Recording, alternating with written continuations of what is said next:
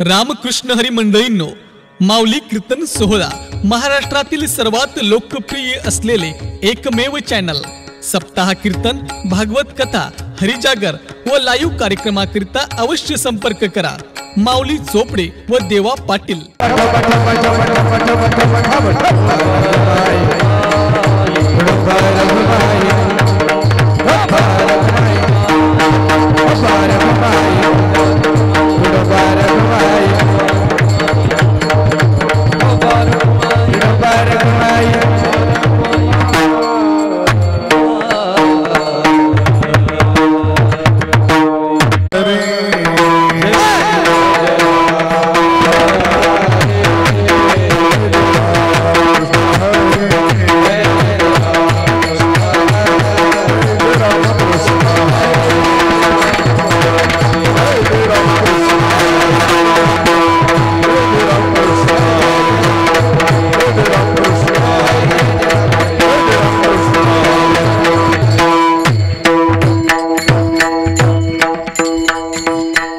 हरी रूप बहता लोचनी सुख झाले वो साधने, सुख झाले वो साधने, सुख झाले वो साधने।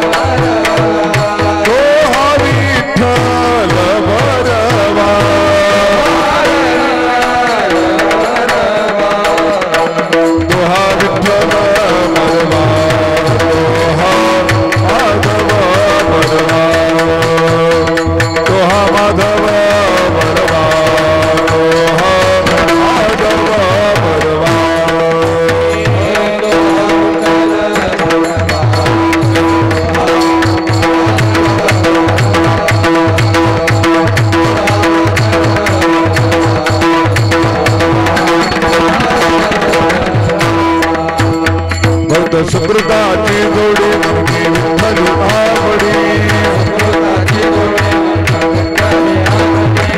सुकृताची जोडी विठ्ठल आवडी, दोहा विठ्ठल बरवा, दोहा माधव बरवा, दोहा माधव बरवा, दोहा माधव बरवा।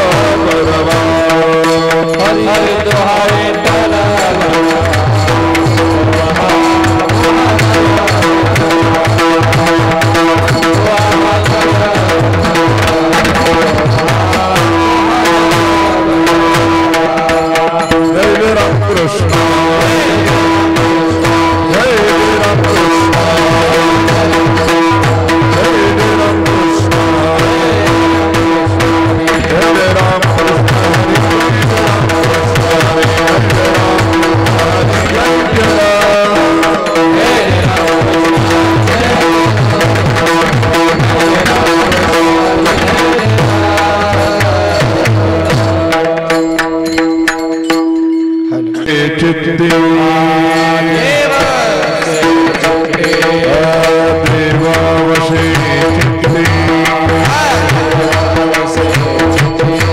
दंड घडावी संगती दंड घडावी संगती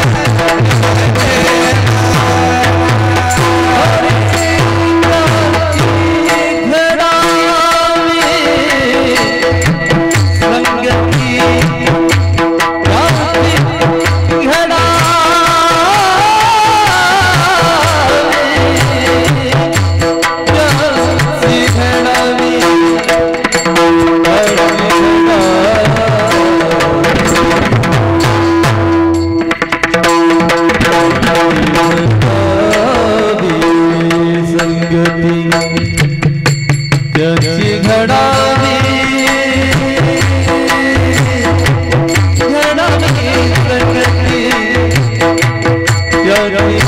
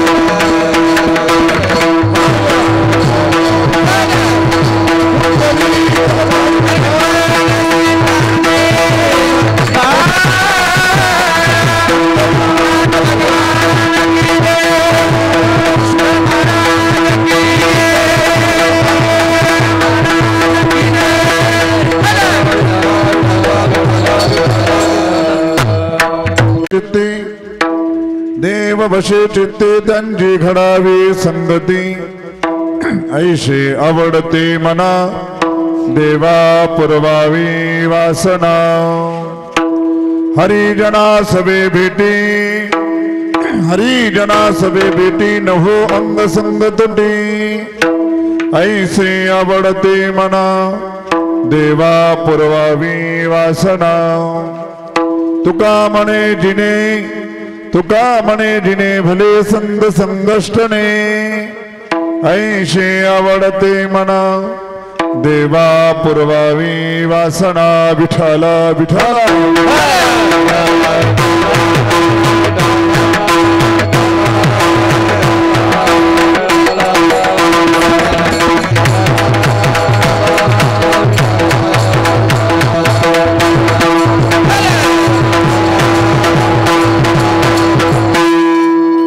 मनोजवं मारुततुल्यवेगं जितेन्द्रियं बुद्धिमतां वरिष्ठं वातात्मजं मानरयुतमुख्यं श्रीरामदूतं शरणं प्रपद्ये शरदिन्दुसमाकारे परब्रह्मस्वरूपिणी वासरापीठनिलये सरस्वती नमोऽस्तुते सदाशिवसमारम्भां शङ्कराचार्यमध्यमाम् अस्मदाचार्यपर्यन्तां वन्दे गुरुपरम्पराम् कर्पूरगौरं करुणावतारं संसारसारं भुजगेन्द्रहारं सदा वसन्तं हृदयारविन्दे भवं भवानी सहितं नमामि गङ्गातरङ्गरमणीयजटाकलापं गौरीनिरन्तरविभूषितवामभागं नारायणप्रियमनङ्गमदापहारम् वाराणसीपुरपतिं विश्वनाथम्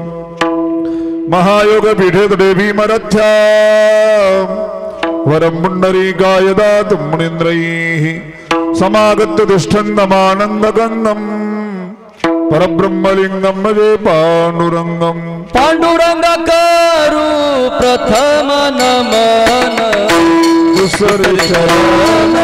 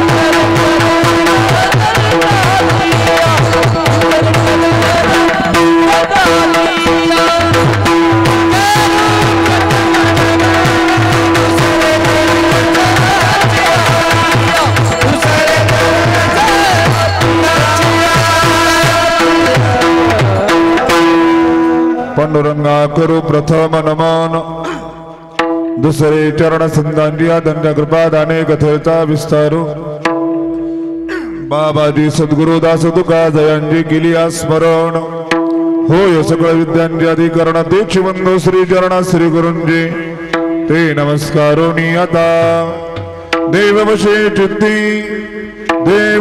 चित्ती त्यांची घडावी संगती ऐसे आवडते मना देवा पुरवावी वासना प्रस्तुत प्राप्त कीर्तन रूपी सेवे करता निवडलेला अभंग जगद्गुरु जगदबंधू देहू निवासी वैराग्याचे शिरोमणी तुकोबरा यांचा मागणीपर प्रसंगातील 4 चरणाचा अभंग आहे. प्रस्तुत अभंगाच्या द्वारे जगद्गुरु तुकोबराय देवाकडे मागणं मागतात. देवा, माझ्या जीवनामध्ये अशा साधूची अशा संतांची संगती घडू दे ज्यांच्या चित्तामध्ये देव बसतो, देव राहतो, देव निवास करतो. देव बसे चित्ती त्यांची घडावी संगती. मला कशा करता तुम्ही संगती मागताय? म्हणजे माझ्या आवडीचा विषय आहे तो. ऐसे आवडते मना देवा पुरवावी वासना. देवा, माझी वासना इच्छा ही आपण पूर्ण करावी. तुकोबरायांनी पुन्हा एक देवाकडे मागणं मागितलंय. देवा, ज्या संतांच्या साधूंच्या सानिध्यामध्ये मी गेलो त्या साधूची त्या संतांची झालेली भेट ती भेट कायमची राहावी. साधूमध्ये आणि आमच्यामध्ये ताटातूट होऊ नये. हरिजना सवे भेटी न हो अंग संग तुटी. म्हणजे तुकोबरा, तुम्ही किती दिवस साधू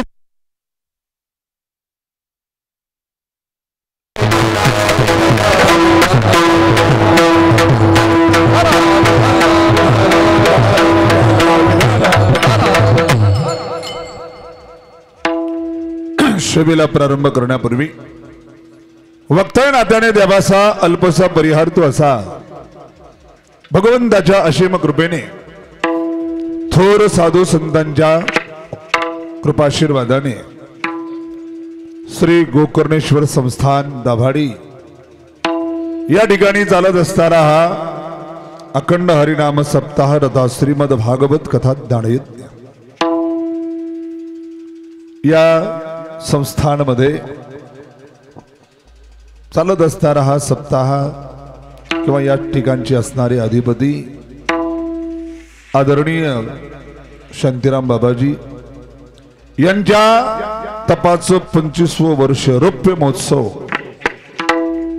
ज्यांनी 14 वर्ष म्हणता 24 वर्ष त्या ठिकाणी उपवास केला, मौन बाळगलं आणि गेल्या वर्षी त्याची सांगता झाली आणि 24 वर्ष आणि हे 25वं वर्ष. एका साधू जीवनामध्ये साधूनं काय केलं पाहिजे, म्हणजे साधूनं काही करो की न करो, तप केलं पाहिजे. पहिलं काम आहे तप. भागवतामध्ये वर्णन येतं तपानं काय होऊ शकतं. ज्यावेळेस भगवान विष्णूच्या नाभी कमळातून ब्रह्मदेवाची उत्पत्ती झाली, ब्रह्मदेवाला समजत नव्हतं, कळत नव्हतं की आपण सृष्टी कशी करायची.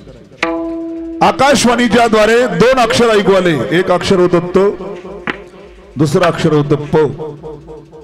2 अक्षर जोडले, एक शब्द तयार झाला, तप. तप म्हणजे तुम्ही तप करा, तुम्हाला सृष्टी करायला सुचेल.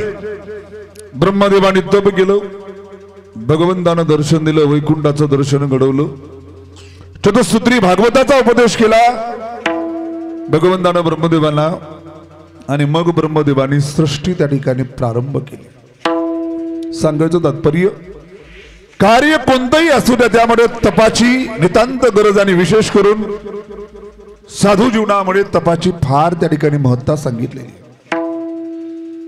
जसं आपण ग्रस्त आश्रमामध्ये, प्रपंचामध्ये, संसारामध्ये कुणाला मोठं समजायला लागतो, म्हणजे जो खूप श्रीमंत आहे, ज्याच्याकडे खूप पैसा आहे, मोठं घर आहे, मोठं पद आहे, आपण म्हणतो तो खूप मोठा माणूस आहे. ठीक आहे, मोठा माणूस आहे तो. परंतु साधू जीवनामध्ये कोण्या साधूला मोठं म्हणावं कोणाला हे कळालं पाहिजे. आपण म्हणतो कोणाला हे आपल्याला कळत नाही. आपण कोण्या साधूला मोठा म्हणतो, म्हणजे ज्याचा आश्रम खूप मोठा आहे, ज्याची गाडी मोठी, ज्याची दक्षिणा मोठी आहे, आपण म्हणतो तो मोठा साधू आहे, मोठा महाराज आहे. साधूची गणना किंवा साधूचं तप जे काही असेल, जीवन असेल, त्याच्यामध्ये साधूचं मोठ त्याच्या ऐश्वर्य नाहीये. साधूचं ऐश्वर्य आहे त्याग आणि तप. योग्याची संपदा त्याग आणि शांती. आपले घरदार, परिवार, आश्रम, मठ, गाडी, जागा या गोष्टी प्रारब्धाच्या विषय आहेत. या प्रारब्धामध्ये असतील तर कुठेही भेटते. तुम्ही ग्रस्त आश्रमात राहा की साधू जीवनामध्ये असा. साधू संपत्तीनं मोठा झाला म्हणजे तो मोठा साधू नाही, मोठा साधू तोय ज्यानं आपल्या जीवनामध्ये काहीतरी तप केलंय, काहीतरी साधना केली. भागवतामध्ये दशमस्कंदामध्ये तुम्ही वर्णन ऐकलं असेल. ज्या वेळेस नलकुबर आणि मणिग्रीव कुबेरांची मुलं एका सरोवरामध्ये अप्सरासोबत जलक्रीडा करत होते. तिथून देवर्षी नारदजी जात होते. नारदांना पाहिल्याबरोबर अप्सरा पाण्याच्या बाहेर निघाल्या, वस्त्र परिधान केली आणि नारदांना नमन केलं. परंतु हे दोघं कुबेरांचे मुलं नलकुबर आणि मणिग्रीव दोघं देवर्षी नारदांचा उपहास करत होते. नारदांच्या शरीरावर अंगावर पाणी काय उडवायला लागले, अपमानास्पद बोलायला काय लागले. ज्यावेळेस त्यांचा उद्धार भगवान श्रीकृष्णाच्या हातून झाला, वृक्षाच्या जन्माच्या त्या योनीतून, भगवंताने विचार तुम्ही का बरं त्यांचा अपमान केला. आपले देवर्षी नारदांची आणि आमची कोणती बरोबरी. म्हणजे कशाची बरोबरी पाहत होतात. अहो म्हणजे आम्ही कुबेरांची मुलं, आणि कुबेर म्हणजे कोण आहे. सगळ्या जगामध्ये जेवढं धन आहे त्या धनाचा मालक म्हणजे कुबेर आहे. आपल्या संतांनी म्हणत देह हे काळाचे धन कुबेराचे, सगळं धन ज्या कुबेराचे त्या कुबेराचे मुलं आहेत. आणि देवर्षी नारदांकडे काय, हातामध्ये चिपळ्या आणि गळ्यामध्ये विना. याच्यापेक्षा देवर्षी नारदांचं दुसरं काही वस्तू नाही, सामान नाही, ऐश्वर्य नाही. मग त्या नारदांची काय किंमत करायची, त्याची काय इज्जत करायची. माणूस, श्रीमंत माणूस आपल्या परीनच त्या ठिकाणी विचार करायला, त्याचं डोकं त्याच लेवलला चालतं. एखादा श्रीमंत माणूस असेल ना, तो आपल्याला साधू पकडायचा, साधू जवळ करायचा किंवा गुरु करायचा आहे ना, त्याची रेंज तशीच चालते. मग आपल्याच लेवलचा साधू असला पाहिजे. आपण एवढे प्रॉपर्टीवाले, मग एवढ्या प्रॉपर्टीवाला साधू मग आपल्याला शोभेल. साधू किंवा गुरु शोभण्यासाठी नसतो. साधू किंवा गुरु आपल्या जीवनामध्ये आपलं कल्याण करण्याकरता असतो. मुलीचं लग्न करायचं, मुलाचं लग्न करायचं, बरोबरीचे पाहना. परंतु ज्यावेळेस साधूच्या शरणागतीमध्ये जायचं, साधूचं बाहेरचं ऐश्वर्य पाहून त्या ठिकाणी साधूकडे जाल, तो साधू असेल नसेल वेगळा विषय. परंतु ज्यांच्या जीवनामध्ये त्याग आहे, ज्यांच्या जीवनामध्ये तप आहे, तो त्या ठिकाणी खऱ्या अर्थानं साधू. देवर्षी नारदांनी शाप दिला त्यांना, जा म्हणले फार तुम्ही संपत्तीच्या मदामुळं मदोन्मत्त झालात, वृक्षाच्या जन्माला जावं लागेल. मग लागले देवर्षी नारदांचे पाय पकडायला. नारदांकडे त्या ठिकाणी बाह्य धन काही नसेल, परंतु तपश्चर्या रूपी धन देवर्षी नारदांकडे होत. भागवतामध्ये अनेक ऋषींचं तुम्ही वर्णन ऐकलं असेल. कर्दम ऋषीचं 10,000 वर्ष सरस्वती नदीच्या काठावर तप केलं. असं कोणत्याही ऋषीच्या आश्रमात तुम्हाला असं दिसणार नाही की एवढा मोठा आश्रम त्याच्यामुळे तो मोठा नाही. त्यांच्या जीवनामध्ये त्याग किती आहे, तप किती आहे हे महत्वाचं. म्हणून साधू जीवन तपोमय असावं, त्यागमय असावं. त्याग आणि तप हीच त्या ठिकाणी साधूची शोभा आहे, किंवा हेच साधूचं त्या ठिकाणी खरं रूप आहे. अशा निर्जन जंगलामध्ये एका डोंगराच्या पायथ्याला तुम्ही सर्वजण त्या ठिकाणी उपस्थित आहात. हे याचं द्योतक आहे की या ठिकाणी साधना घडलेली आहे. पूजनीय शांतीराम बाबांनी या ठिकाणी साधना केलेली आहे, आणि साधनेमध्ये तशा प्रकारचं सामर्थ्य आहे की आपोआप लोक नतमस्तक होतात. लोक नतमस्तक होत आहेत याचा अर्थ तप त्या ठिकाणी होत आहे. मौन व्रत सोपं आहे का. तुम्हाला जर म्हटलं घंटाभर 2 घंटे तुम्ही मौन बाळा, आपण 2 घंटे सुद्धा मौन बाळगू शकत नाहीत, कारण माणसाला बोलायची सवय असते. गुजरातमध्ये एक आश्रम आहे आनंद नावाच्या शहरामध्ये. त्या शहराचं, जिल्ह्याचं नावच आहे आनंद. आणि त्या ठिकाणी गेल्यावर ज्याला तप करायचं, ज्याला साधना करायची, त्याच्याकरता खोल्या बनवलेल्या आहेत. खोल्या, त्या खोलीमध्ये जातानाच तुम्हाला विचारलं जातं तुम्हाला किती महिने राहायचं. 2 महिने, 3 महिने. आणि आत सोडल्या जातं आणि बाहेरून लॉक केल्या जातं, कुलूप लावल्या जातं. तुम्हाला काय पाहिजे ते नाश्ता, जेवण, दूध, चहा, कॉफी सगळं खिडकीच्या माध्यमातून पुरवल्या जातं. तुम्हाला बाहेर यायचा संबंध नाही. असे अनेक आश्रम आहे जिथं साधना करता येते. परंतु या ठिकाणी शांतीराम बाबांनी या आश्रमाचं निर्माण केलं, गोकर्णेश्वर संस्थान. आणि आपलं जीवन त्या ठिकाणी साधनेमध्ये, त्यागामध्ये, तपश्चर्येमध्ये त्या ठिकाणी घालवलेलं आहे.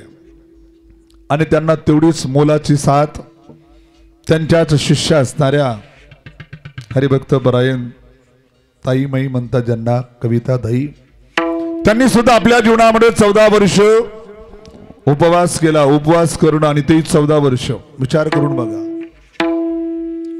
ज्यांना सवय नसते उपवासाची, एकादशी जरी असली ना तो वाट पाहतो, मला आज काही पोट भरलंच नाही फराळानं. एक दिवस माणसाला उपवास करणं कठीण जातं, 14 वर्ष उपवास करायचा आहे. या दोन्ही विभूतींनी 14 वर्ष उपवास असेल किंवा त्या ठिकाणी मौनाची साधना असेल, या दोन्ही साधना आपल्या जीवनामध्ये केल्या, अंगीकारल्या. ठीक आहे, लोकांनी मानलं न मानलं हा प्रारब्धाचा विषय आहे. परंतु आपल्या जीवनाला, साधू जीवनाला समाधान वाटलं पाहिजे की मी माझ्या जीवनामध्ये काहीतरी तप केलं, काहीतरी त्याग केला, काहीतरी तपश्चर्या केली. आणि अशा प्रकारचं त्यांचं त्यागमय जीवन, तपश्चर्यामय जीवन, ज्याला 25 वर्ष त्या ठिकाणी होत आहे, रौप्य महोत्सव आहे. आणि त्यांच्या कृपेनं आच्छादित होणारी तुम्ही सर्व भक्त मंडळी, आपल्या गुरुनं केलेला त्याग, त्या त्यागाचा सन्मान झालाच पाहिजे, त्या त्यागाला त्या ठिकाणी नमन झालंच पाहिजे. जसं आता महाराजांचा त्या ठिकाणी 25 वर्ष झाली, रौप्य महोत्सव आहे. त्यांची धान्याच्या द्वारे, साखरेच्या द्वारे तुला करून आपण त्यांचा आनंद उत्सव साजरा करू शकतो. कारण एवढा मोठा त्याग केलेला आहे, तप केलेला आहे, आणि त्या त्यागाचं कौतुक भक्त नाही करणार त्या ठिकाणी कोण करणार आहे. म्हणून त्या निमित्तातून चालत असणारा हा नामसप्ताह त्यांच्या त्यागाचं प्रतीक, त्यांच्या तपश्चर्याचं त्या ठिकाणी समारोपाचं प्रतीक म्हणजे हा सप्ताह. गेल्या वर्षी त्यांचे उपवास सुटले, त्या निमित्तानं चालत असणारा हा सप्ताह.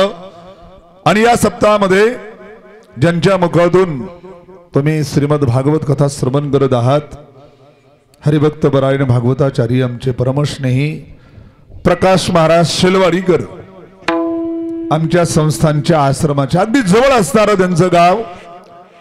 नेहमी आमच्या भेटीगाठीतले महाराज, आमच्या प्रेमातले महाराज, आणि त्यांची इथं कथा श्रवण करत आहात. त्यांच्या माध्यमातून ही सेवा माझ्याकडे आलेली आहे. प्रकाश महाराजांचा फोन झाला, ताईंचा फोन झाला, आणि ही सेवा त्या ठिकाणी माझ्याकडे आलेली आहे. आणि या सेवेकरता उत्तम अशा प्रकारचे सर्व गुरुजन मंडळी, आमचे गायनाचार्य दत्ता महाराज आहेत, गायनाचार्य आमचे वामन महाराज आहेत, मृदंगावरती त्या ठिकाणी मनोज महाराज आहेत, स्वतः भागवताचार्य प्रकाश महाराज या ठिकाणी उपस्थित आहेत, गावातील भजनी मंडळ, परिसरातून आलेले सर्व भजनी मंडळ, स्वतः त्या ठिकाणी आदरणीय शांती गिरीश बाबाजी उपस्थित आहेत, शांतीराम बाबाजी उपस्थित आहेत, ताई उपस्थित आहेत. आपण सर्व देवावर, संतावर, धर्मावर प्रेम करणारी धर्मप्रेमी सज्जन भक्तिमती माता, आपल्या सर्वांच्या उपस्थितीमध्ये प्राप्त वेळेमध्ये ही सेवा करायची. विठाला विठाला.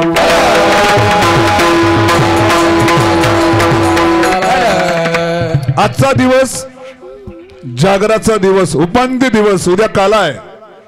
काल्याच्या द्वारे हा सप्ताह समारोप होणार आहे, सप्ताहाची सांगता होणार आहे. आणि वारकरी संप्रदायामध्ये आपल्या साधू संतांनी नियम घालून दिलेला काय की 7व्या दिवशी म्हणजे काल्याच्या आदल्या दिवशी जी कीर्तनाची सेवा, त्या कीर्तन सेवेसाठी मागणी पर अभंग निवडावा, प्रार्थना पर अभंग निवडावा. सप्ताहाचा पहिला दिवस असेल, देवाच्या नामाचं महत्व सांगणारा त्या ठिकाणी अभंग निवडावा. मध्यंतरी वक्ता स्वतंत्र आहे, परंतु पहिला दिवस, 7वा दिवस आणि काल्याचा दिवस वक्ता बांधलेला आहे. काल्याच्या दिवशी काल्याच्या प्रसंगातील अभंग, जागराच्या दिवशी मागणीपर अभंग, आणि पहिल्या दिवशी देवाच्या नामाचं महत्व सांगणार. म्हणले का पहिल्या दिवशी देवाकडे का नाही मागायचं? म्हणजे पहिल्या दिवशी देवाकडे मागण्याचा अधिकार तर प्राप्त झाला पाहिजे. अधिकारच नाही तर मागायचं कोण्या मुखानं?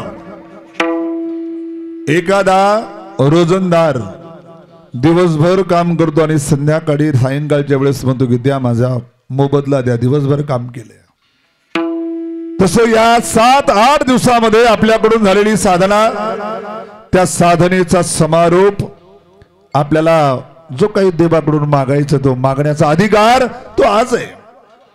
वेगवेगळ्या प्रकारच्या साधना, कोणी काकडा भजन, कोणी ज्ञानेश्वरी पारायण, कोणी कथा श्रवण केली, कोणी कीर्तन श्रवण केली, कोणी अन्नदान केलं, कोणी धनदान केलं, कोणी हरिपाठ केला, कोणी जागर केला, कोणी या ठिकाणी येऊन सेवा केली. या अनेक प्रकारच्या साधना आपल्या जीवनामध्ये घडल्या आणि आज आपण त्या ठिकाणी पात्र आहोत मागण्याला.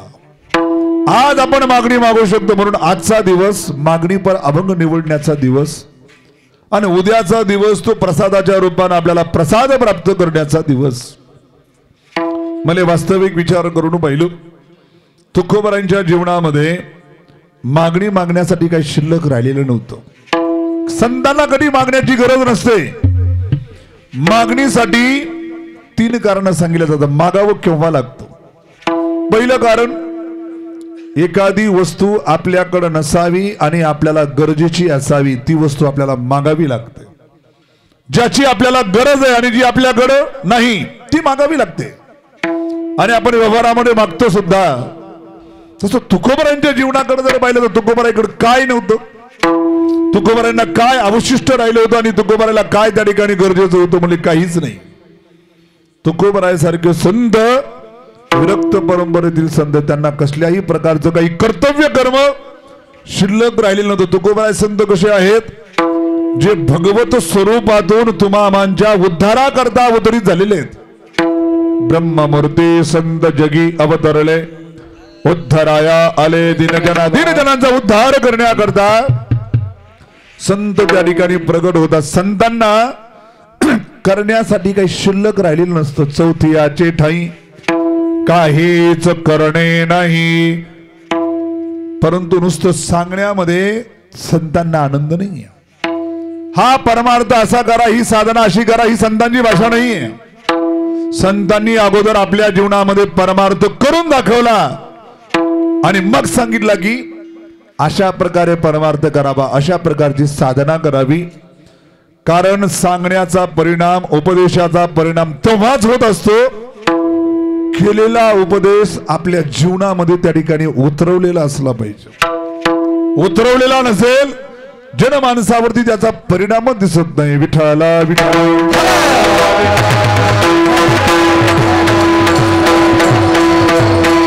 तुकोबारांच्या जीवनामध्ये काही मागण्यासाठी शिल्लक नाही. त्यांना काही गरज नाही कशाची, तरी पण मागणं मागतात. कशासाठी म्हणजे आपल्या करता. म्हणजे आपल्या करता का, म्हणजे आपल्याला कळावं देवाकडं मागणं मागत असताना काय मागितलं पाहिजे. म्हणजे आम्हाला कळत नाही का, आम्ही मूर्ख आहेत का. म्हणजे हो, आपण मूर्ख आहेत, आपल्याला कळत नाही देवाकडं काय मागावं. आपण काय मागतो देवाकडं, वाढावे संतान, गृही व्हावे धनधान्य. देवा मुलगा दे, देवा मुलगी दे, देवा मुलीचं लग्न होऊ दे, देवा मुलाचं लग्न होऊ दे, देवा मुलाची नोकरी लागू दे, देवा घर होऊ दे, देवा जमीन होऊ दे, देवा शेतामध्ये खूप सारं उत्पन्न होऊ दे. काही ना काही आपण संसारातलं त्या ठिकाणी मागत राहतो. परमार्थ आपण करत नाही असं नाही, आपण सगळे परमार्थ करतो, परंतु त्या परमार्थाच्या मोबदल्यामध्ये संसार मागत राहतो. आपल्याला कळत नाही. कारण परमार्थाची सफलता संसारातल्या वस्तू आणि पदार्थ मागण्यामध्ये नाहीये. भागवतामध्ये त्या ठिकाणी सांगितलं, धर्माची सार्थकता म्हणले कशामध्ये आहे, मोक्षामध्ये. म्हणजे धर्माची सार्थकता संसार कमवण्यामध्ये नाहीये, धन प्राप्ती करण्यामध्ये नाहीये. म्हणजे आपल्याकडे धन असणार, त्या धनाची सार्थकता सांगितली, त्यानं धर्म करावा. विठ्ठला विठ्ठला.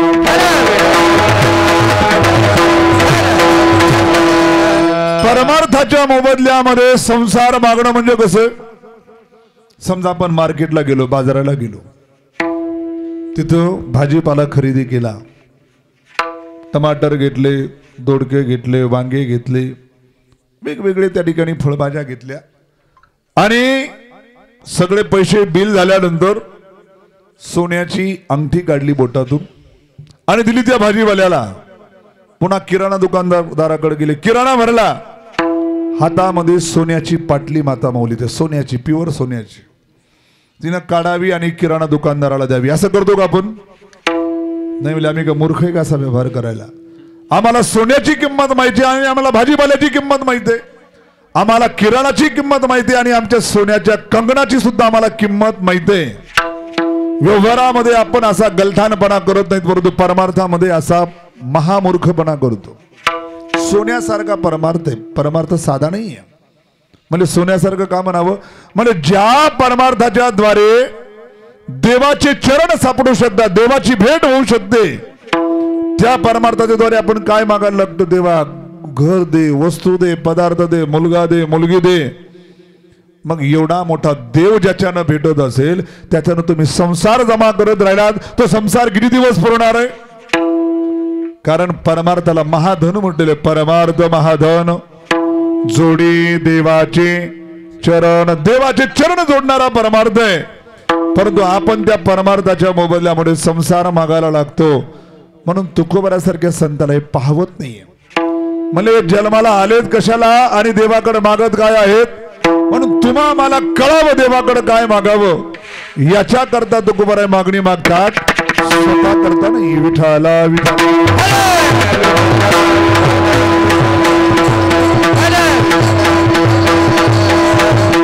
म्हणले मागणी मागण्याचं दुसरं कारण आहे. मला गरज नाही किंवा त्यांच्याकडे वस्तू नाही, हे कारण एक झालं. दुसरं कारण म्हणजे गरज जरी नसली तरी मागावं लागतं. म्हणजे कशामुळे? म्हणजे परंपरा आहे मागण्याची. उदाहरण द्यायचं झालं, नवरात्री आहे, नवरात्रीमध्ये परडी मागतात काही घरी. परडीमध्ये काय मागितलं जातं? सोनं, चांदी, हिरे, मोती नाही, पीठ मागितलं जातं. पीठ. घरातलं पीठ संपलंय का म्हणून तुम्ही दुसऱ्याच्या दारात जाता नाही, घरामध्ये पीठ आहे, परंतु परंपरा चालत आलेली आहे. काय मागणे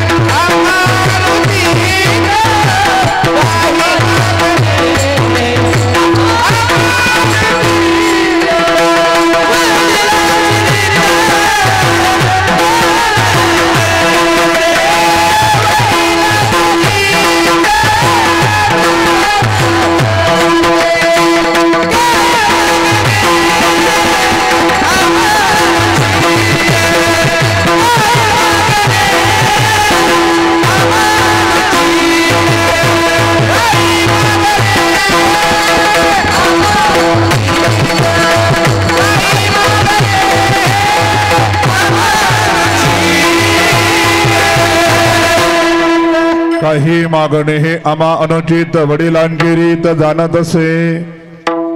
घरामध्ये पीठ उपलब्ध असताना 4 घरे मागायचे परंपरा आहे म्हणून. तसं तुकोबारायांची मागायची तरी परंपरा आहे का? काही मागणे हे आम्हा अनुचित आहे म्हणले, वडिलांची रीत आहे न मागण्याची, तरी पण तुकोबाराय मागतात. कशा करता? तुम्हा आम्हाला कळावं की देवाकडे काय मागावं. मागणी मागण्याचं तिसरं कारण म्हणजे ज्याला गरजही नाही किंवा ज्याची परंपराही नाही तरी पण मागतात. म्हणजे का? म्हणजे सवय पडली मागायची, कुठेही हात पसरायची. गरज नसताना काही ठिकाणी आपण हात पसरतो. उदाहरण द्यायचं झालं, आपण आळंदी ते पंढरपूर वारीमध्ये चालतो. अनेक जण चालले असतात आणि आळंदीतून निघाल्यावर पहिला मुक्काम असतो पुण्याला. पुण्यातली धनवान माणसं आपल्या धनातलं काही धन वारकऱ्यामध्ये जावं म्हणून वेगवेगळे पदार्थ त्या ठिकाणी वाटत असतात. आणि प्रत्येक दिंडीमध्ये 2 टाइम, कुठं 3 टाइम भरपूर जेवणाची व्यवस्था असते, कुठं जेवणाची कमतरता नसते. परंतु आपण पाहतो काही काही ठिकाणी अशा बाऱ्या लागतात, रांगा लागतात. निघालेत कशाला? देवाच्या दर्शनाकरता. दिंडीमध्ये चालले, दिंडी सोडून रांगेमध्ये लागलेत. काही लोकांना माहीत सुद्धा नसतं की रांगेमध्ये पुढे काय भेटायलंय, परंतु सवय लागली हात पसरायची. ते उभा टाकले, त्यांच्या पाठीमागे लाईन मध्ये उभा टाकले. गरज नसताना जिथं भरपूर खायला आहे ओझ उचलत नाही. काही काही लोक बॅगाची बॅगा भरून आणतात, शेंगदाण्याच्या पुडा, वेगवेगळ्या वस्तू, वेगवेगळ्या पदार्थ. काही गरज आहे का? दिंडीमध्ये खायलाच नाही, तुमची उपासमार होते, मग हात पसरणं ठीक आहे. परंतु गरज नसताना फक्त सवय लागली मागायची म्हणून मागणं, तसं तुकोबाराच्या जीवनामध्ये मागण्याची सवय सुद्धा नाही, मागण्याची परंपरा नाही आणि त्यांच्या जीवनामध्ये काही कमतरता नाही, तरी पण तुकोबारा त्या ठिकाणी मागणं मागतात ते फक्त तुम्हामा करता विठ्ठला विठ्ठला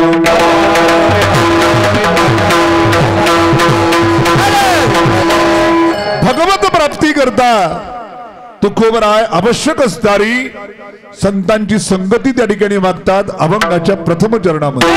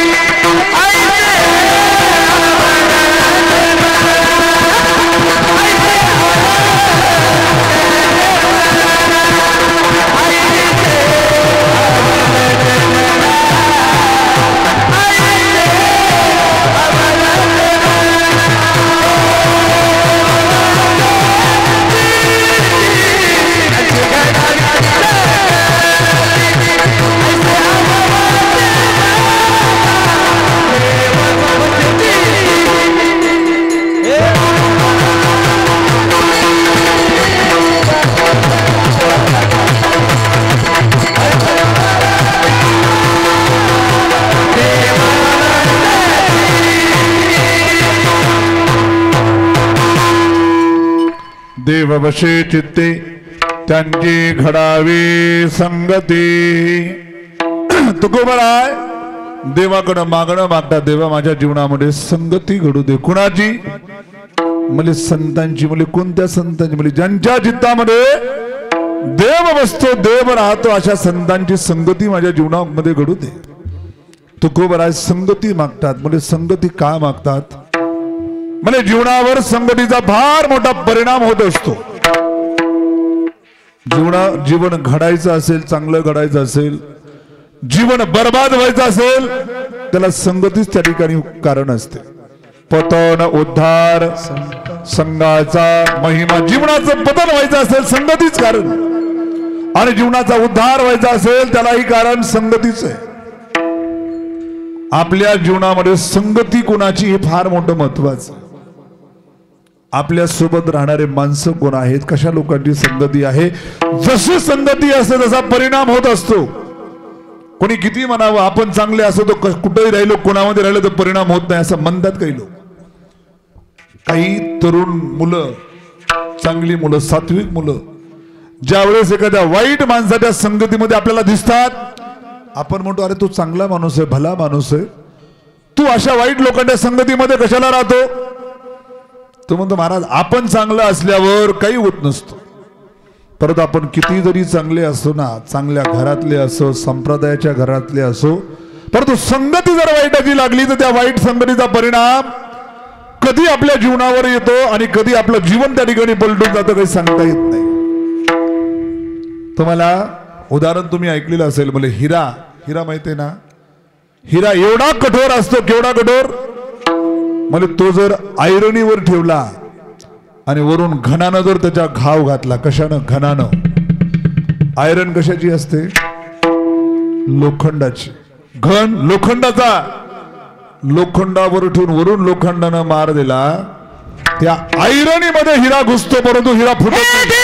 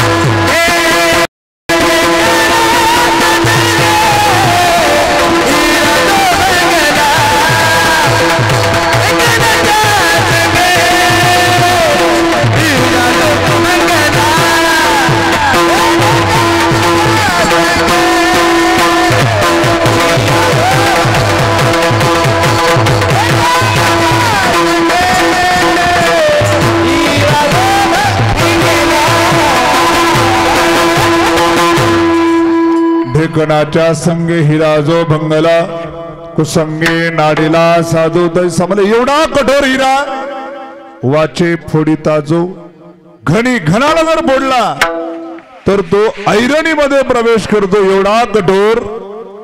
परंतु जर ढेकणाच्या संगतीमध्ये आला ना, त्याचे तुकडे होतात, त्याचे तुकडे तुकडे होऊन जातात. का, वाईटाची संगती गेली, जीवनाचा अदबदल होता. तसं आपण किती चांगल्या घरातले असो, चांगल्या कुळातले असो, चांगल्या परंपरेतले असो, चांगल्या संप्रदायातले असो, परंतु आपली संगती जर त्या ठिकाणी वाईटाची लागली, त्याचा परिणाम त्या ठिकाणी होतो. कुठंच असं एकही शाळा नाही, एकही कॉलेज नाही की ज्या शाळेमध्ये, कॉलेजमध्ये, हॉस्टेलमध्ये, आश्रमामध्ये माणसाला व्यसनी बनवण्याचं शिक्षण दिलं जात आहे का? असं कुठं? सगळीकडे चांगले संस्कार दिले जातात, चांगला माणूस, चांगला नागरिक बनण्याकरता संस्कार दिले जातात. तरी पण माणसं व्यसनाधीन होतात. व्यसनाधीन झालेली माणसं सुधारवणं फार अवघड आहे. चांगली माणसं व्यसनाधीन व्हायला वेळ लागत नाही, परंतु एकदा का वाईट वळणाला लागली की पुन्हा मार्गावर येणं त्या ठिकाणी कठीण आहे. चांगले चांगले तरुण त्या ठिकाणी निवडणुकीचा काळ असतो, निवडणुकीच्या काळामध्ये मग उमेदवार, नेते लोक, घ्या मुलांना, हे खा, हे प्या. मुलांना वाटतं फुकट भेटायला लागलं, पण ते कधीपर्यंत भेटत असतं, जोपर्यंत काय आहे, म्हणजे जोपर्यंत त्या ठिकाणी निवडणुकीचा काळ आहे तोपर्यंत तुम्हाला खायला प्यायला भेटेल. त्याच्यानंतर तुमच्याकडे कोणी पाहायला सुद्धा तयार नसतं. मग याला लागलेली सवय, लागलेलं व्यसन, मग घरातल्या खिशातल्या पैशातून त्या ठिकाणी पुरवावं लागतं, पूर्ण करावं लागतं. आणि एकदा का तो व्यसनाधीन झाला, पुन्हा चांगल्या मार्गावरती येणं त्या ठिकाणी कठीण आहे. म्हणून जीवनामध्ये माणसानं संगती फार जपून करावी. संतन के संग लागरे तेरी अच्छी बनेगी, संतन के संग लागरे तेरी अच्छी बनेगी. तेरी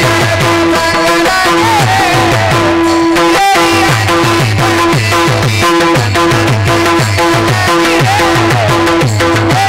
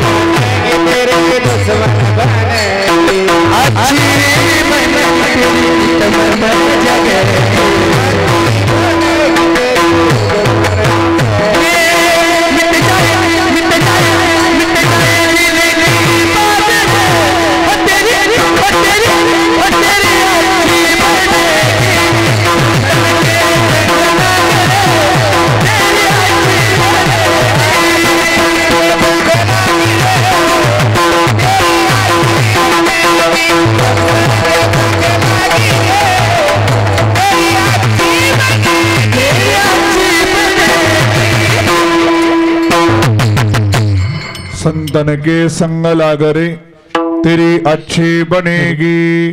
संतांच्या संगतीमध्ये आपण जर गेलो थोडासा विको द्या विठाला विठाला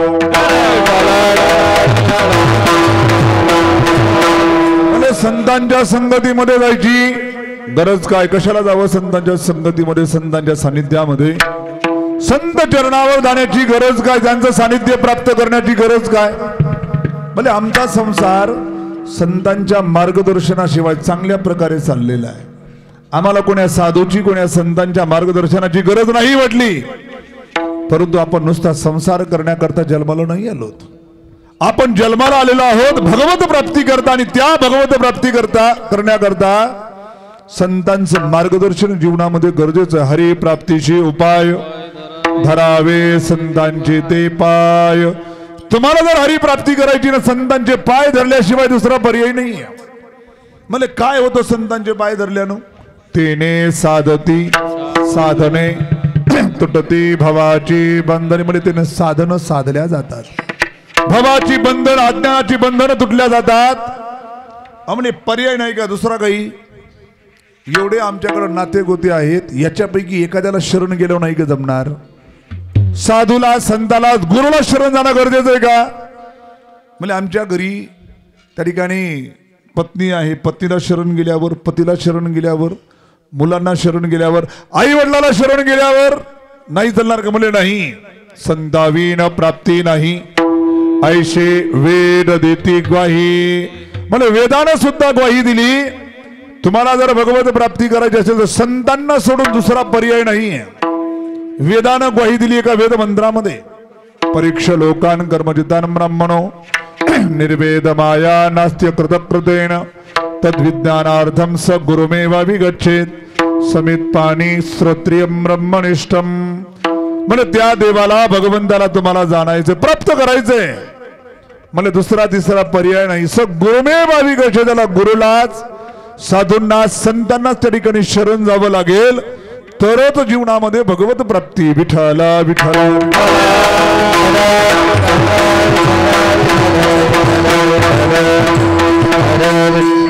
म्हणजे गुरु म्हणा संत म्हणा साधू म्हणा हे करतात का नेमकं आमच्याविषयी? आम्हाला देवाची भेट घडवून देतात. म्हणजे ते नेमकं करतात काय? म्हणजे आम्हाला शास्त्रातला पुराणातला वेदातला उपनिषदातला गाथा ज्ञानेश्वरी इत्यादी ग्रंथातला उपदेश आम्हाला देतात आणि त्यांच्या उपदेशाने आमचं कल्याण होतं देवाची प्राप्ती होते. संताचा तो संग नोहे भले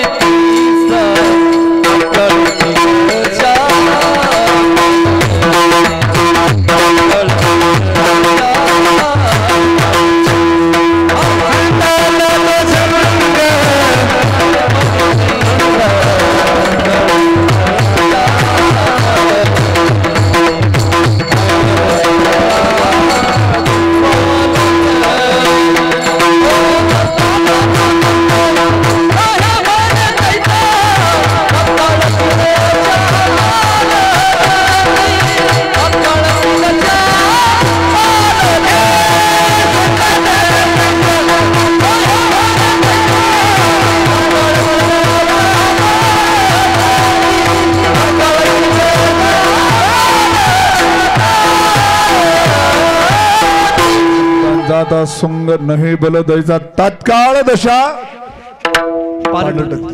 तात्काळ दशा त्या ठिकाणी पालटल्या जाते. म्हणजे साधू संत गुरु कोण्या तरी ग्रंथातलं पुराणातलं आम्हाला ज्ञान देतात आणि आमच्या जीवनाचं कल्याण होतं. म्हणजे याच्याकरता गुरुकडे जायची साधूकडे जायची काय गरज आहे? आम्ही शिकलेलोच म्हटले. आम्ही ग्रंथ घरी आणू पुराण घरी आणू आम्ही स्वतः वाचन करू. कोण्या गुरुकडे जायची, गुरु त्याच्यातलं सांगतात ना, त्याच पुराणातलं, त्याच गीतेतलं, त्याच ज्ञानेश्वरीतलं, त्याच वेदातलं, त्याच पुराणातलं सांगतात. मग आम्ही स्वतः त्याचं वाचन केल्यावर जमणार नाही का? गुरुकडे जायची गरज काय, साधूकडे जायची गरज काय? म्हणजे शब्द जरी तेच असले परंतु जोपर्यंत ते शब्द गुरुमुखातून आपल्या कानावरती येत नाही तर तोपर्यंत त्याचा परिणाम होत नसतो. ठीक आहे, आपण स्वतः घरी ग्रंथानं वाचन करू, आपल्याला ज्ञान होईल, परंतु कोणतं ज्ञान होईल? शब्द ज्ञान होईल. शब्दाचा अर्थ कळेल, शास्त्राचा अर्थ कळेल, परंतु ज्या शब्दाच्या द्वारे आपल्याला अपरोक्ष अनुभूतीपर्यंत, मोक्षापर्यंत पोहोचायचंय, तिथपर्यंत पोहोचणं त्या ठिकाणी संभव नाहीये. शब्द जरी तेच असले, जोपर्यंत गुरुमुखातून आपल्या कानावरती येत नाहीत तोपर्यंत अंतःकरणावर त्याचा परिणाम होत झालेला त्या ठिकाणी दिसून येत नाही. म्हणजे कशा प्रकारे उदाहरण द्यायचं झालं,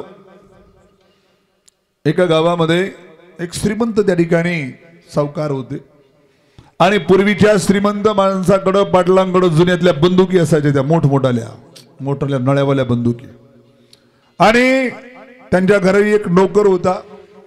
नोकरानं पाहिलं, म्हणजे मालक, आपल्या घराकडं चोर येत आहेत 7-8 जण, आपण घरामध्ये दोघेच आहेत. तेवढं म्हटल्याबरोबर मालकानं लगेच खुंटीला टांगलेली ती बंदूक काढली. मला उडू म्हणले चोरांना.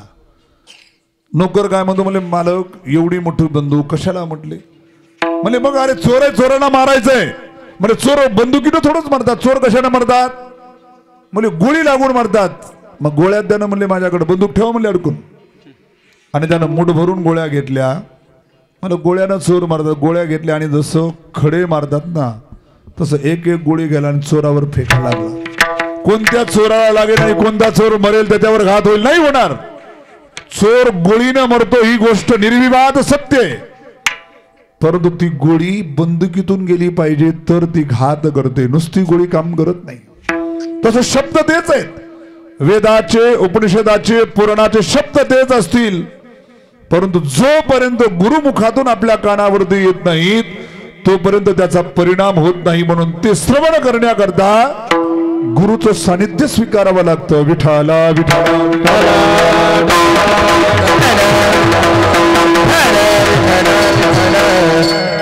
कुणी म्हणेल आम्हाला समजलं, गुरुच्या मुखातून ऐकावं लागतं. बरं ठीक आहे, एकदा गुरुकडे गेलो ना, गुरुनं आमच्या कानामध्ये तो मंत्र द्यावा किंवा तो उपदेश द्यावा. एकदा सांगावं की तत्वमसी महावाक्याचा उपदेश वारंवार वारंवार पुन्हा गुरुकडे येणं, पुन्हा साधूकडे येणं, पुन्हा संताकडे येणं, हे कशासाठी? संतांना किंवा वेदाला किंवा शास्त्राला असं वाटलं का भविष्यामध्ये कलियुगामध्ये लोक चांगली निघणार नाही, साधूला कोणी विचारणार नाही, म्हणून साधूची व्यवस्था आपण आत्ताच लिहून ठेवा, करून ठेवा. काय? तनो मनो जीवे चरणासी लागावे, अगरवता करावे दास्य सकळ, किंवा यासाठी संत पाय हे सेवावे, तरीच तरावे तुका म्हणे. साधूची सेवा करा, संतांची सेवा करा, संतांचं सानिध्य घ्या, संतांचे चरण पकडा. या भानगडी या गोष्टी कशा करता? जर साधूकडे ज्ञान आहे, साधून आम्हाला ज्ञान द्यावं, आणि साधूकडे ज्ञान नसेल तर साधूकडे जायची गरज काय? जर तुमच्याकडे आहे तुम्ही द्या ना, एकदा द्या ना. वारंवार येण्यासाठी का सांगता? वारंवार म्हणजे दर गुरुपौर्णिमेला या, सप्ताहाला या, अधून म्हणून त्या ठिकाणी गुरुची सेवा करा, गुरुचं दर्शन करा. मग ही गुरुची सेवा होण्यासाठी, गुरुचं भरण पूजन करण्यासाठी, उदरनिर्वाह चालण्यासाठी असं लिहून ठेवलंय की साधूची सेवा करा. मग साधूची सेवा ही साधू करता आहे का आपल्या करताय?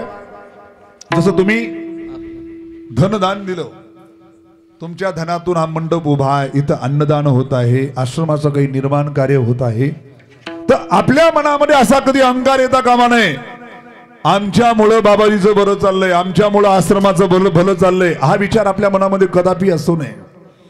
साधू कुठेही राहत असतो, साधूला राहण्याकरता त्या ठिकाणी काही गरज नसते, परंतु हे सर्व तुम्हांसाठी, तुम्हाला घडावं, तुम्हाला ऐकता यावं, तुम्हाला कथा ऐकता यावी, तुम्हाला कीर्तन ऐकता यावी, तुम्हाला साधना घडावी, तुम्हाला अन्नदान घडावं, हे सगळं त्या ठिकाणी खटाटोप असतो तुमच्यासाठी. म्हणून तुमच्याद्वारे काही साधूला मदत होत असेल तर आपल्या मनामध्ये कधी अहंकार येता कामा नये की माझ्यामुळे साधूचं बरं चाललंय.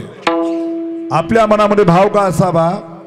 माझ्या जीवनाचं सौभाग्य आहे की माझ्या जीवनामध्ये एका तपस्वी साधूची सेवा घडते. अहो भाग्य आपलं समजावं. साधूची सेवा ही साधू करता नसून ती आपल्या करताय, स्वतः करताय. जो जीव, जो मनुष्य आपलं प्रारब्ध घेऊन येत असतो. कोणी कुणाला मदत केली म्हणजे त्याचं जीवनच आपल्यावर चाललेलं असं नाही, स्वतः तो प्रारब्ध घेऊन आलेला असतो. एक असे साधू परिभ्रमण करत होते. भारताचं परिभ्रमण चाललेलं आहे. जिथं अंधार पडला त्या गावामध्ये थांबायचं. एक विरक्त साधू मारुती मंदिरावरती थांबले. साधूला थांबण्याचं ठिकाण देत असतं मंदिरावरती. आणि लोक दर्शनाला यायला लागले, पाया पडायला लागले, मारुतीच्या चालले. एका सदग्रस्तानं पाहिलं साधू आलेले आहेत. म्हणले महाराज 4 घर भिक्षा मागा, मधुकरी मागा, जेवण करा आणि झोपा म्हटले. साधू जरा कडक होते. साधूने सांगितलं मी कोणाच्या दाराला जात नाही म्हणले. ज्या देवा करता घर सोडले तो देव मला इथं येऊन खाऊ घालील. मी कोणाकडे हात पसरणार नाही. देवाचा खरा भक्त आहे. मला आमच्या गावामध्ये अशी परंपरा नाहीये इथं आणून द्यायची. आमच्या गावामध्ये कोणी साधू आला तो भिक्षा मागून आणतो आणि जेवतो. मला मी नाही तसा साधू, मी नाही जाणार कोणाच्या दाराला. हळूहळू गर्दी कमी व्हायला लागली. गर्दी बंद झाली. आणि एकटे बाबाजी त्या मंदिरामध्ये. ज्या व्यक्तीनं, ज्या सदग्रस्ताने विचारले होतं त्याचं घर जवळच होतं मंदिराच्या. त्यानं आपली घराची खिडकी खोलली आणि खिडकीतून पाहतोय की बाबाजीला कोणी काही धन जेवायला काही आणून दिलेली की नाही. रात्रीचे 10 वाजले, 11 वाजले, बाबाजीकडे कोणी अजून आलेलं नाही. यालाच बरं वाटना. म्हणलं आपल्या दारामध्ये साधू आहेत, उपाशी साधू आहेत आणि आपल्याला शोभा देत नाही. त्यानं लगेच पाहिलं दुर्डीमध्ये भाजी पोळी घेतली आणि गेला साधूकडे घेऊन. म्हणजे हे खा. त्यानं अन्न दिलं, पोळी भाजी दिली खायला, परंतु फुकट नाही दिली. तो बोलला, 4 शब्द ऐकवले. काही काही माणसं दानधर्म करतात परंतु 4 शब्द ऐकून दानधर्म करतात. हा अनुभव कुणाला असतो? गावोगाव सप्ताह होत असताना सप्ताह कमिटीतले जे माणसं असतात ना, त्या माणसाला फार ऐकून घेण्याची क्षमता असावी लागते. लोक काय बोलतील, काय सांगतील, काहीच विचारताय. म्हणजे गेल्या वर्षीचा हिशोब काय झाला, त्याचा हिशोब काय झाला, त्याचा हिशोब काय झाला, किती पट्टी उरली.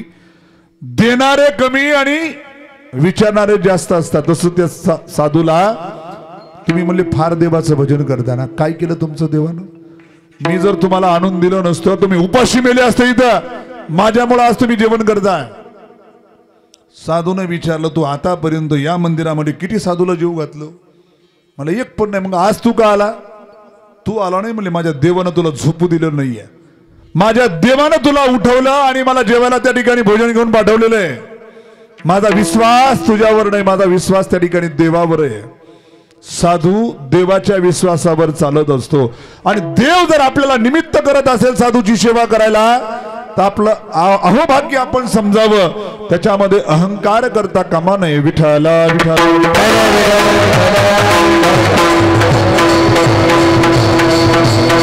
साधूची सेवा, साधूची संगती आपल्या करताय. स्वहिता कारणे संगती साधूची.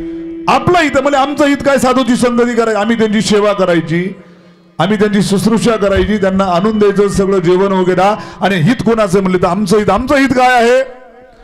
म्हणजे गुरुमुखातून जो उपदेश आपल्याला ग्रहण करायचा आहे, तत्वमसी महावाक्याचा जो उपदेश ग्रहण करायचा आहे, तो उपदेश पचण्याकरता आवश्यक असणारी आपल्या अंतःकरणाची तत्परता, ती तत्परता साधूच्या सेवेने येत असते. जसं तुम्हाला शेतामध्ये कापूस लावायचा, सोयाबीन पेरायचे, काय करावं लागतं? अगोदर शेत स्वच्छ करावं लागतं. सध्या तुमच्या शेतामध्ये इकडे काय कापसाचं पीक घेत असाल, कापूस उभा आहे आता सध्या तुमच्या पराठ्या त्या ठिकाणी उभ्या आहेत. एखाद्याने विचार केला गेल्या वर्षीच्या पराठ्या फार एका रांगेत आहेत, त्याच पराठीच्या शेजारी काय करू? सरकी लावून देऊ, जमेल का? ते पूर्ण शेत स्वच्छ करावं लागतं. तुराट्या पराठ्या जे काही सगळं बाहेर काढावं लागतं. एक ना एक काडी कचरा आपण वेचून घेतो आणि त्याच्यामध्ये कुठे पाऊस पडल्यानंतर बीजारोपण केलं तर ते उगवू शकतं. उगवेला त्याची शाश्वती नाही. मग शेतात मध्ये लावलेले बियाणं त्या ठिकाणी उगवण्याकरता शेत स्वच्छ करावं लागतं. तर आपल्या अंतःकरणामध्ये ज्ञानाचं जे बीजारोपण व्हायचंय त्याच्याकरता आपल्या मनाची पात्रता पाहिजे ना. जर आपलंच त्या ठिकाणी पात्र व्यवस्थित नसेल, फुटकं पात्र असेल, केवढा गुरु आणला आणि केवढा महाराज आला, इकडून ऐकलं इकडच्या कानातून सोडून दिलं. म्हणजे किती महाराज आले, किती महाराज गेले, आम्ही जिथल्या तिथंच आहेत. म्हणले का? म्हणजे आमची लायकीच नाही, आमची पात्रताच नाही तो उपदेश ग्रहण करण्याची. जसं वाघिणीचं दूध काढायचंय ना, वाघिणीचं दूध काढण्याकरता सोन्याचं पात्र लागतं, सुवर्ण पात्र लागतं, बाकी पात्रामध्ये ते राहू शकत नाही. तसं ज्ञान गुरुमुखातून आपल्याला श्रवण करायचंय. गुरु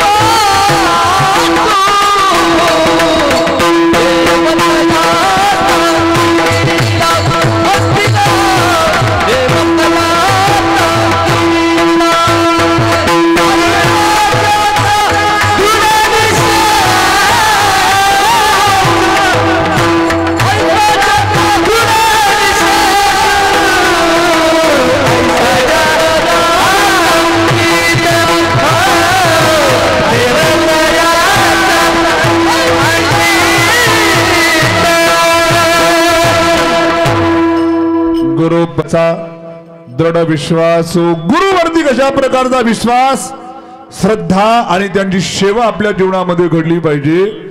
साधूची संगती घडली, साधूची सेवा घडली, साधूच्या संगतीमध्ये नामस्मरण घडलं, त्याच्याद्वारे आपल्या मनाची तत्परता होते, पात्रता होते. आणि मग उपदेश प्राप्त झाला की तो उपदेश रुजल्या जातो, उपदेश फळाला येतो. उपदेश ग्रहण करणं सोपं आहे, अवघड नाहीये. कोण्याही गुरुकडे जाणे त्यांना मला उपदेश करा, उपदेश करतील, परंतु घेतलेला उपदेश तो पचवता आला पाहिजे. पचवणं फार मोठं महत्वाचं आहे. उदाहरण द्यायचं झालं, एक गुरु होते, धनुर्विद्येचं शिक्षण द्यायचे, ब्रह्मास्त्रापर्यंत शिक्षण द्यायचे, पण त्या गुरुकडे कोणी टिकत नव्हतं. म्हणले का? म्हणजे गुरुजी मारायचे खूप, शिष्य आला की त्याला टप्पू द्यायचे. कोणताही 8 दिवस 10 दिवसाच्या वर कोणी शिष्य त्यांच्याकडे टिकत नव्हता, कारण खूप मारायचं. एका शिष्यानं ठरवलं, म्हणजे आपल्याला या गुरुकडून ब्रह्मास्त्रापर्यंत ज्ञान संपादन करायचंय. आणि त्याकरता तो राहायला लागला आश्रमामध्ये. आणि त्यानं लक्ष दिलं की गुरुजी केव्हा मारतात. समजा गुरुजी समोर आले आणि गुरुजीकडे जर मुख आहे, हा उठून उभा टाकायचा आणि गुरुदेवांना हात जोडून नमस्कार करायचा. गुरुजी निघून जायचे. कधी पाठी मागून आले, याचं लक्ष पुढे की पाठी मागून येऊन मारायचे. याला एवढी सवय झाली, कोणत्याही दिशेनं पावलाचा आवाज आला, पावलाची चाऊल लागली, हा तटकन उभा राहायचा आणि गुरुदेवांना हात जोडून नमस्कार करायचा. ते बंद झालं. रात्री झोपल्यावर मारायला सुरुवात केली. त्याची झोप सुद्धा एवढी सावधान झाली, रात्री झोपेमध्ये असताना सुद्धा पावलाचा आसपास आवाज आला की झोपेतून तो उठायचा आणि गुरुदेवांना हात जोडायचा, नमस्कार करायचा. एवढी तत्परता त्याच्यामध्ये आली. आणि काही दिवसानं मग त्याला शस्त्रास्त्राचं शिक्षण द्यायला प्रारंभ केलं, ब्रह्मास्त्रापर्यंत शिक्षण दिलं.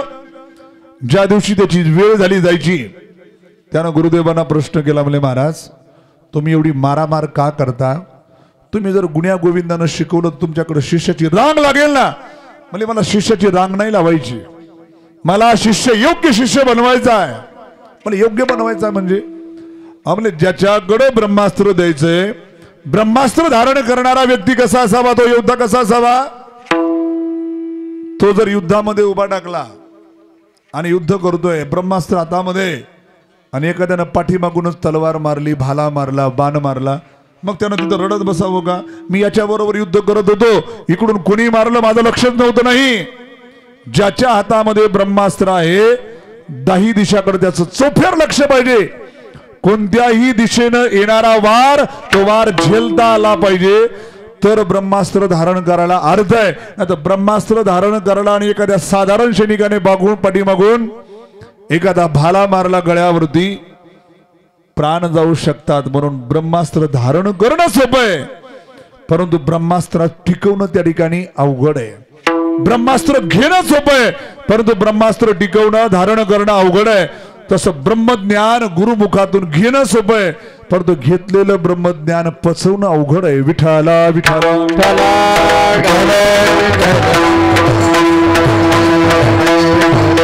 आणि ते पचावं म्हणून आपल्या जीवनामध्ये संतांची संगती घडली पाहिजे. म्हणून तुकोबाराय देवाकडे मागणं मागतात, देव वशे चित्ती त्यांची घडावी संगती.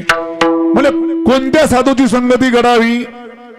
म्हणजे ज्यांच्या चित्तामध्ये देव बसतो. देव वशे चित्ती म्हणजे चित्त कशाला म्हणतात? म्हणजे मनालाच त्या ठिकाणी नाव आहे चित्त. कधी त्याला मन म्हटलं जातं, कधी चित्त म्हटलं जातं, कधी बुद्धी म्हटलं जातं, कधी अहंकार म्हटलं जातं. म्हणजे मन कधी म्हटलं जातं? समजा उदाहरण द्यायचं झालं, कीर्तनाची वेळ झाली, कथेची वेळ झाली आणि थोडस वातावरण बिघडलेलं आहे. जसं आज शांत आहे, देवाची कृपा आहे. थोडस वातावरण बिघडलेलं, घरून निघताना मग निघावं की नाही, जावं की नाही जावं, डोंगरावर आहे, अचानक पाऊस आला तर मग कुठं जावं, कसं जावं. एक मन म्हणतोय आता झोपावं घरी, एक मन म्हणतं अरे 12 महिने झोपतो ना, कीर्तनाला जायचंय. संकल्प विकल्प जिथं झाला तिथं म्हणावं मन आहे. मग निर्णय होतो, बुद्धी निर्णय घेते. नाही म्हणले काही असो, पाऊस येऊ काही येऊ, कीर्तनाला जायचं म्हणजे जायचं, त्याला म्हणावं बुद्धी. आणि झालेल्या गोष्टीचं चिंतन होतं, त्याला म्हणावं चित्त. मन बुद्धी चित्त. आणि आपल्या अस्तित्वाची बुद्धी त्या ठिकाणी होणं, त्याला म्हणावं अहंकार. विठाला विठाला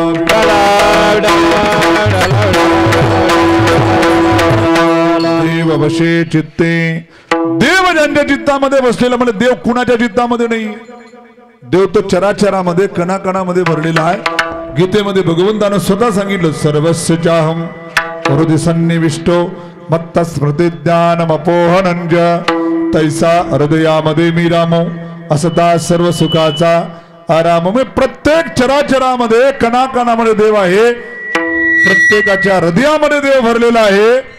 मग प्रत्येकाला त्या ठिकाणी साधू म्हणावं का, प्रत्येकाला संत म्हणावं का? असा एकही जीव नाही की ज्याच्या जीव शरीरामध्ये काही नाहीये, देव नाही. प्रत्येकाच्या अंतःकरणामध्ये देव भरलेला.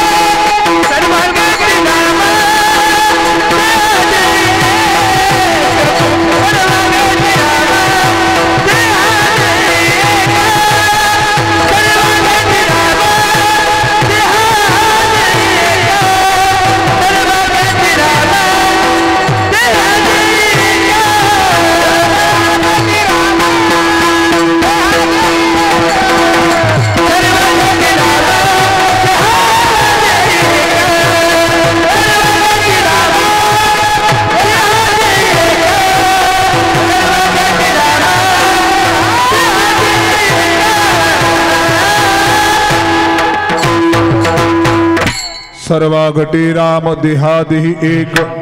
सूर्य प्रकाशक सहस्र रश्मी. सर्वांमध्ये देव वसलेला आहे. मग सर्वांना साधू म्हणावं का? सर्वांची संगती केल्याने त्या ठिकाणी जीवनाचं कल्याण होणार आहे का? देव वशे चित्ती म्हणजे चित्तामध्ये तर सगळ्यांचे देव आहे, परंतु सगळ्यांना देवाचं दर्शन आहे का? आपल्या अंतःकरणामध्ये चित्तामध्ये देव आहे, परंतु देवाचं दर्शन आपल्याला आहे का? म्हणजे नाहीये. जसं पाणी, पाणी कुठं नाहीये? पाणी प्रत्येक ठिकाणी. पाणी इथं कीर्तन करतो, इथं सुद्धा पाणी आहे, परंतु इथलं पाणी प्राप्त आहे का? नाही. जिथं विहीर आहे, बोर आहे, तिथलंच पाणी प्राप्त होतं. इथं जरी पाणी असलं तर पाणी प्राप्त नाही. म्हणजे पाणी प्राप्त करण्याकरता काय करावं लागतं? म्हणजे पाण्यातलं आणि आपलं अंतर समाप्त करावं लागतं. माती काढावी लागते, मुरुम काढावा लागतो, खडक फोडावा लागतो. पाणी शुद्ध आहे, पाणी कुठून बनवायचं नाही, पाणी आहेच. फक्त पाण्यामध्ये आणि आपल्यामध्ये असणार अंतर समाप्त करायचे, पाणी शुद्ध आहे. तसं देव प्रत्येकाच्या अंतःकरणामध्ये आहे, परंतु प्रत्येकाला दर्शन नाही. ते दर्शन फक्त साधूंना, संतांना, कारण त्यांचं अंतःकरण त्या ठिकाणी, अंतःकरण म्हणजे मन पवित्र, चित्त पवित्र आहे, म्हणून त्यांना चित्तामध्ये देव त्या ठिकाणी दिसतो, त्यांच्या चित्तामध्ये देव राहतो. जसं आरसा आहे, आरसा समजतो ना, कपाटाला लावलेला असतो. त्या आरशावर जर तुमच्या घरातल्या आरशावर अनेक दिवसाची नाही, काही महिन्याची धूळ चढलेली आहे, धुळीनं माखलेला आहे तो आरसा, त्याच्या समोर तुम्ही जाल गंध लावण्याकरता, काही मेकअप करण्याकरता, तुमचा चेहरा दिसेल का त्याच्यामध्ये? नाही दिसणार. आरसा आहे, चेहरा आहे, तरी का दिसत नाही? म्हणजे त्याच्यामध्ये व्यवधान आलं. कशाचं? धुळीचं व्यवधान आलं. तसं चित्त आहे, चित्त एक आरसा आहे आणि त्या चित्तामध्ये देवाला पाहिजे, पण तिथं धूळ आली म्हणजे कशाची? अनेक जन्मामध्ये आपण पापकर्म करत येतो आणि त्या पापकर्माची धूळ बसली त्या अंतःकरण म्हणजे चित्तावरती.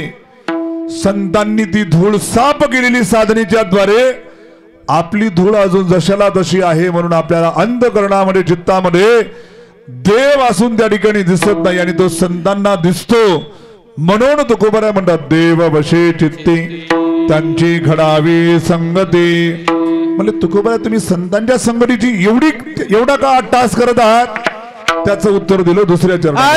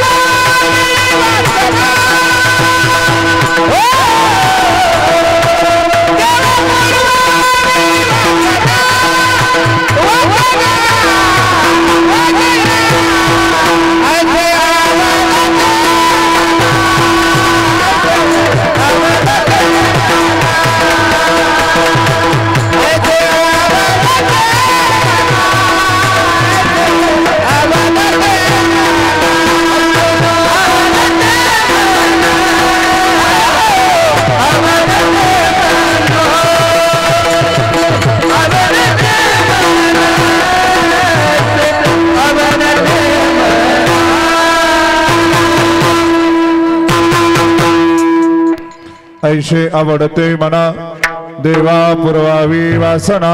विठोबा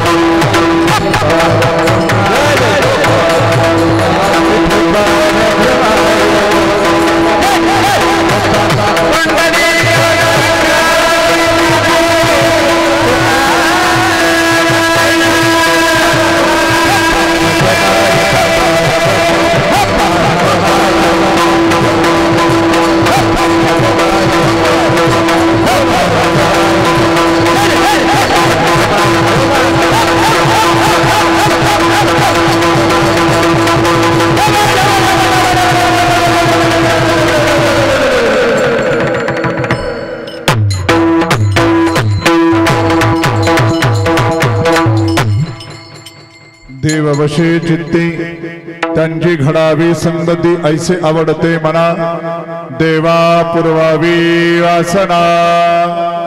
तुकोबरा म्हणतात संतांची संगती माझ्या आवडीचा विषय ऐसे आवडते मना. म्हणजे आपल्या आवडीचा विषय काय आणि तुकोबरांच्या आवडीचा विषय काय. आपल्या आवडीचा विषय संसार आणि तुकोबरांच्या आवडीचा विषय त्या ठिकाणी संतांची संगती ऐसे आवडते मना देवा पुरवावी वासना. देवा माझी इच्छा ही वासना आपण त्या ठिकाणी पूर्ण करावी. वासना म्हटलं की आपल्याला एक वेगळा विचार येतो. वासना म्हणजे इच्छा आणि आपल्या वासना आपल्या इच्छा म्हणजे कशा प्रकारच्या आहेत. संसारातल्या वासना आणि इच्छा आहेत. म्हणजे भगवंताची प्राप्ती अशी एक वासना आहे, अशी एक इच्छा आहे जी इच्छा पूर्ण झाली की पुन्हा कोणी ती इच्छा राहत नाही. आणि संसारातली तुमची कोणतीही इच्छा असू द्या, कोणती वासना असू द्या, कधीच पूर्ण होत नाही. संसारातल्या वासना इच्छा कशा आहेत. देवी भागवतामध्ये एका राक्षसाचं वर्णन आलं, ज्या राक्षसाचं नाव रक्तबीज. देवीने त्याला बाण मारायचा, त्याच्या शरीरातलं रक्त शरीर पृथ्वीवर सांडलं. एका एका थेंबापासून एक एक रक्तबीज तयार होतं. त्याचं नावच होतं रक्तबीज. बीज म्हणजे बी, रक्त त्याचं बीज होतं. अनेक दैत्य त्या ठिकाणी प्रगट व्हायचे. तसं इच्छा आहेत, वासना आहेत. एक इच्छा पूर्ण झाली की दुसऱ्या 10 तयार होतात. 10 पूर्ण झाल्या की दुसऱ्या 10-20 तयारच होतात. माणूस एक दिवस मरतो, परंतु माणसाच्या इच्छा त्या ठिकाणी कधी पूर्ण होत नाहीत. परंतु भगवंताची प्राप्ती रूप एक अशी इच्छा आहे जी एकदा का त्या ठिकाणी प्राप्त झाली पुन्हा जगामध्ये काही भेटावं, काही प्राप्त करावं अशा प्रकारची कामना शिल्लक राहत नाही. ऐसे आवडते मना देवा पुरवावी वासना. देवा माझी वासना, माझी इच्छा पूर्ण करावी. त्यानंतर तुकोबरांनी देवाला आणखी एक मागणी मागितलेली. हरी जना सवे भेटी नहो अंग संग तुटी. म्हणजे हरी जना सवे भेटी. जे हरिदास आहेत, हरिभक्त आहेत, त्यांची आम्हाला कायमची संगती घडावी. त्यांची आणि आमची ताटातूट होऊ नये. विठाला विठाला विठाला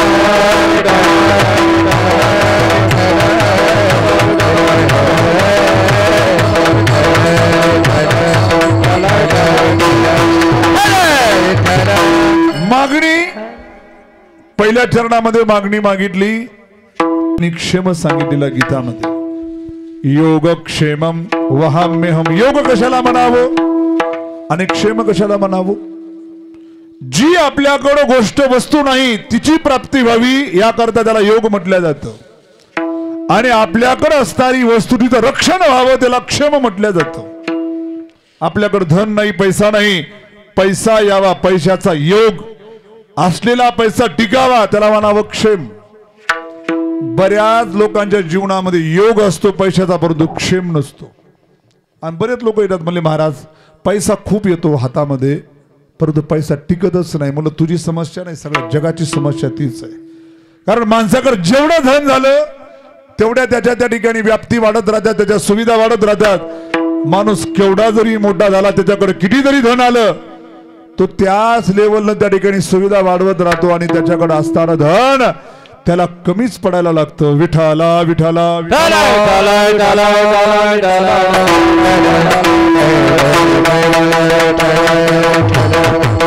असणारं धन टिकावं त्याला क्षेम म्हणतात. पहिल्या चरणामध्ये संतांची संगती मागितली, योग मागितला आणि तिसऱ्या चरणामध्ये काय क्षेम मागितला. हरी जना सवे भेटी नहो अंग संग तुटी. म्हणजे ज्या साधूची ज्या संतांची आमच्या जीवनामध्ये संगती घडली ना त्यांची आणि आमची ताटातूट होऊ नये. म्हणजे तुकोबरायांना अशी मागणी का करावी वाटली, का इच्छा झाली की असं मागावं.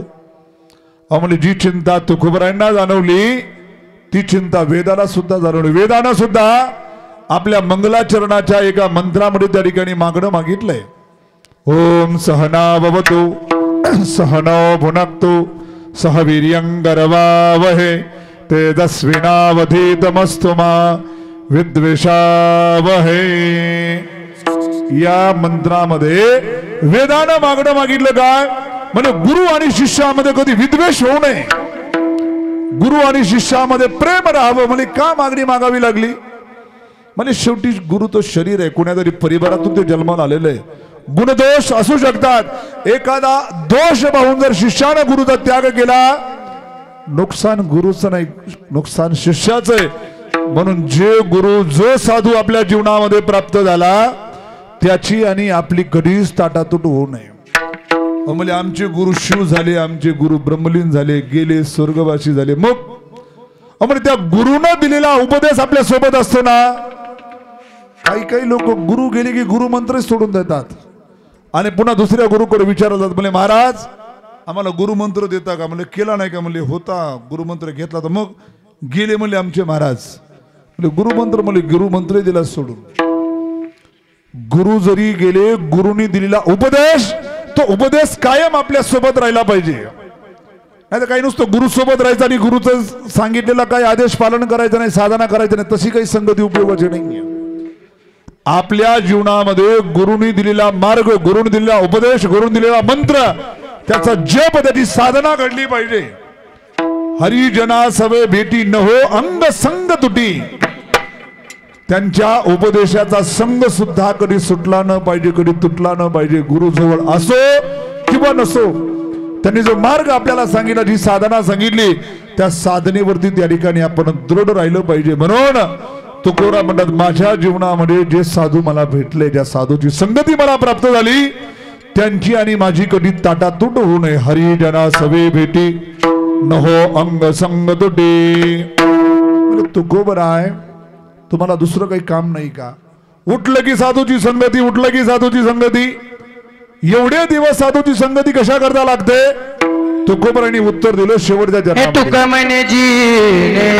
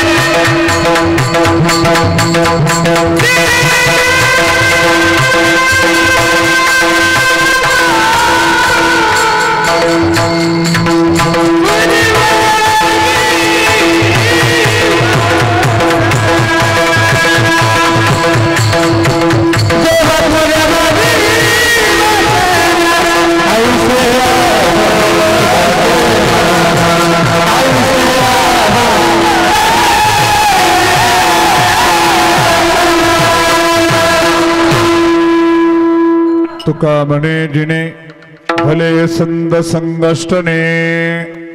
तुकोबराय शेवटच्या चरणामध्ये उत्तर देतात, माझ्या जीवनामध्ये किंवा साधकाच्या जीवनामध्ये एखाद्या साधूची संगती, एखाद्या साधूची सेवा घडत असेल, कुठपर्यंत घडावी म्हणजे जोपर्यंत जिने तुका म्हणे जिने भले संत संगष्टने. संतांच्या संगतीमध्ये जीवन जाणं जीवनाचं भलंय, कल्याण आहे. नाही तर कुणाच्या संगतीमध्ये गेल्यावर जीवनाचं काय होईल, परंतु संतांच्या संगतीमध्ये गेल्यानंतर जीवनाचं कल्याण होत असतं. ज्या वेळेस कपिल भगवान आपल्या आईला माता देवहूतीला उपदेश करत असताना अगोदर सांगतात, साधूचा परिचय देतात. अगोदर तर म्हणतात जीवनाचं कल्याण करायचं असेल तर अध्यात्म मार्ग करावा लागेल, अध्यात्म मार्गाचं अवलंबन करावं लागेल. त्या अध्यात्म मार्गामध्ये करावं काय लागतं म्हणजे चित्ताला त्या ठिकाणी शुद्ध करावं लागतं. चित्त शुद्ध कशा नाम झाला ना, पुन्हा याच्याकडे कुणी येणार नाही म्हणले. एका वेश्येला पाठवलं, कुणाकडं, हरिदासांकडे. म्हणजे जा त्याच्या भजनामध्ये विघ्न आणायचं, त्याचं चारित्र्य भंग करायचं. कारण साधूच्या जीवनामध्ये त्या ठिकाणी सर्वात मोठं ब्रह्मास्त्र वापरलं जातं. तुम्ही पाहत असाल टीव्हीवरती, एखाद्या साधूचं कशामध्ये नाव आलं ना आणि काही दिवसानं सांगितलं की तो निर्दोष सुटला. निर्दोष सुटल्याची खबर कुठंतरी एखाद्या पेपराच्या कान्याकोपऱ्यामध्ये सांगितल्या जाईल, परंतु काही कुणाचं उघड झालं तर मोठ्या स्वरूपामध्ये. आणि एकदा का त्याचं चरित्र आनंद झालं पुन्हा तो उभा टाकू शकत नाही. म्हणून साधूच्या विरुद्ध जास्त त्याचा वापर केला जातो. म्हणले त्याला चारित्र्यातून पतन करा, म्हणले त्याचं हरण करा. वेश्येला पाठवलं, वेश्येने इच्छा प्रकट केली. हरिदासाने सांगितलं, म्हणले माझं भोजन होऊ दे, मग बघू म्हणले तुझ्या प्रश्नाचं उत्तर. आणि सुरू केलं भजन. हरे कृष्ण कृष्ण कृष्ण हरे हरे, हरे राम राम राम हरे हरे. वेश्या एकटक नजरेनं त्या ठिकाणी त्या साधूला पाहते, हरिदासांना पाहते. यांचं भजन सुरू. तिला वाटलं यांचा हा दररोजचा भजनाचा टाइम असेल. 2 तास तिनं वाट पाहिली. 2 तासानंतर गेली. दुसऱ्या दिवशी 2 तास उशीर आली. पुन्हा तोच प्रश्न, माझी इच्छा पूर्ण करा. त्यांनी सांगितलं माझं भजन होऊ दे, मग तुझ्या इच्छेचं पाहू. पुन्हा त्या ठिकाणी भजन प्रारंभ केलं.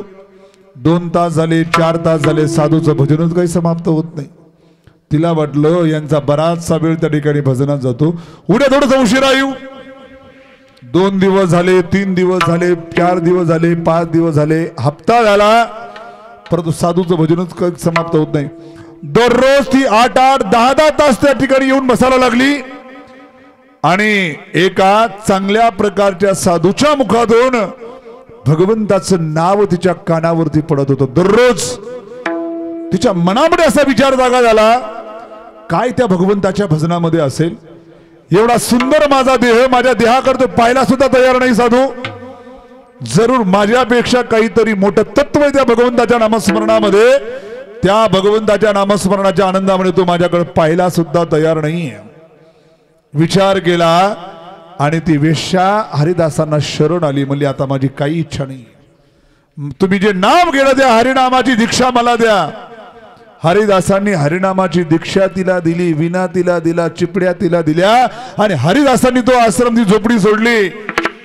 कशासाठी सांगितलं, संतांच्या सानिध्यामध्ये, चांगल्या साधूच्या संगतीमध्ये जर आलं, वेश्याचं त्या ठिकाणी मन बदलू शकतं. तुम्हा माणसं मन का नाही बदलणार. म्हणून आपल्या जीवनामध्ये त्या ठिकाणी साधूची संगती घडली पाहिजे, साधूची संगती आवर्जून केली पाहिजे.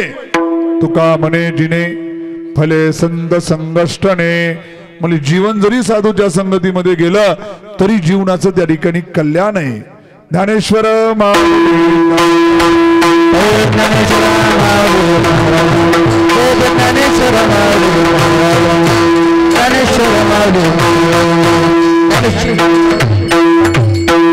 गोकर्णेश्वर संस्थान या ठिकाणी रौप्य महोत्सव 25 वर्षाची तपपूर्ती आणि त्या निमित्तानं आयोजित असणारा, बाबा थोडासा विको राहू दे, असणारा हा अखंड हरिनाम सप्ताह तथा श्रीमद भागवत कथा ज्ञानयज्ञ परमपूज्य आदरणीय शांतीराम बाबाजी यांची तपस्थळी, ज्यांनी मौन व्रत आणि त्या ठिकाणी उपवासाचं व्रत त्या ठिकाणी स्वीकारलं, त्यांच्या आश्रमाकरता परिश्रम घेणाऱ्या, त्यांच्याच शिष्य असणाऱ्या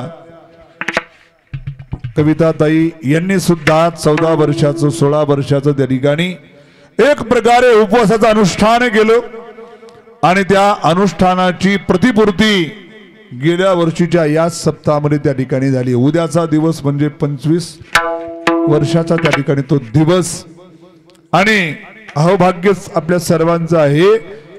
एवढ्या थोर तपस्वी साधूच्या तपपूर्तीमध्ये रौप्य महोत्सवामध्ये या कार्यक्रमामध्ये आपण सम्मिलित आहोत आणि बाबाजींच्या जीवनामध्ये ताईंच्या जीवनामध्ये उत्तरोत्तर अशाच प्रकारची साधना घडत राहू आणि त्या साधनेच्या माध्यमातून त्यांच्याकडे आलेलं तपाचं बळ त्या बळाच्या द्वारे भक्तगणांचं कल्याण होत राहू।